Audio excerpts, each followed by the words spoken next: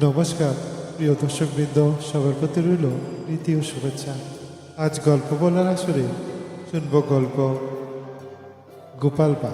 সেই গোপাল বারে মজার গল্প গোপালের বিয়ে। সবাইকে এই চ্যানেলে আসার জন্য ধন্যবাদ এবং চ্যানেলটি লাইক, শেয়ার এবং সাবস্ক্রাইব করার জন্য বিশেষ অনুরোধ জানিয়ে গল্প শুরু করছি। গল্পের নাম গোপালের বিয়ে। গোপাল নতুন পোশাক পরিয়ে এনেছে। কাল রাত্রে তার বিয়ে। এই পোশাক পরেই গোপাল বিরক্তভাবে তার মাকে বলল, মা জানো, বেটা ধরছি আমার পাঞ্জাবিটা লম্বা 2 ইঞ্চি বড় করে ফেলেছে। পরের দিন সকালবেলা গোপাল জিনিসপত্র কেনাকাটা করার জন্য বেরিয়ে গেল। তখন মায়ের মনে হলো, বেচারি পাঞ্জাবিটা 2 ইঞ্চি লম্বা রয়েছে, কেটে ঠিক করে দিলেই তো হয়। তিনি কাউকে কিছু না বলে উপরে উঠে গেলেন এবং ছেলের ঘরে বসে জামার নিচ থেকে 2 ইঞ্চি কেটে বাদ দিলেন। তারপর কাটা মুখটা আবার সেলাই করে রেখে নিচে নেমে এলেন। গোপালের বাড়িতে ছিল 2 বোন। গত রাত্রিতে খাওয়ার সময় দাদার মন্তব্য তারাও শুনেছিল।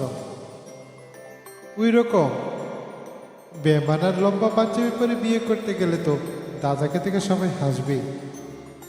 এই জিনিস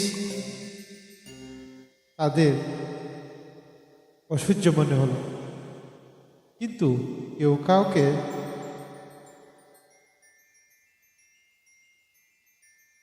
নিজের মনের কথাটি খুলে বলল না। কিছু পরে বড় বোন আবারও 2 ইঞ্চি কেটে বাদ দিয়ে সেলাই করে দিল। তারপর ছোট বোনও চুপি চুপি ঘরে প্রবেশ করে পাঞ্জাবির ঝুল থেকে নিচে 2 ইঞ্চি কেটে সেলাই করে দিল। কিন্তু এত যে কাজ হলো, কেউ দেখতেও পেল না, আর কখন যে করে নিল চলে যাবে সেটা কেউ জানলেও না। সন্ধ্যাবেলা বিয়ের সাজ করতে গিয়ে বরে সেই গোপালের চক্ষু স্থির। যে পাঞ্জাবি 2 ইঞ্চি লম্বা ছিল, তা উল্টে 4 ইঞ্চি খাটো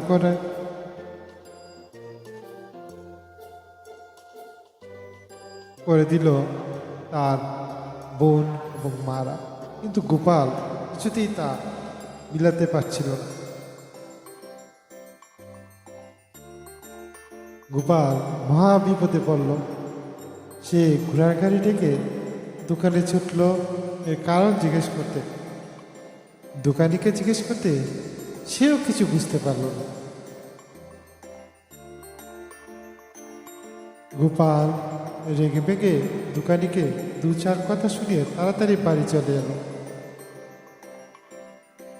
বাড়ি এসে সকলের মুখের সব কথা শুনে গোপালের চক্ষু স্থির।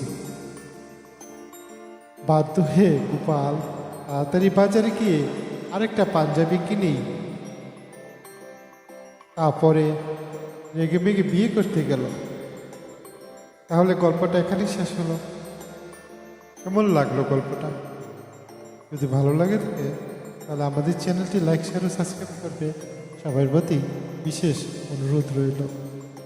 সবাই খুব ভালো থাকবে। পরবর্তী গল্পে আবার দেখা হবে, কিন্তু আমাদের চ্যানেলটি সাবস্ক্রাইব করবে, কিন্তু সেই অনুরোধটু রইল তোমাদের।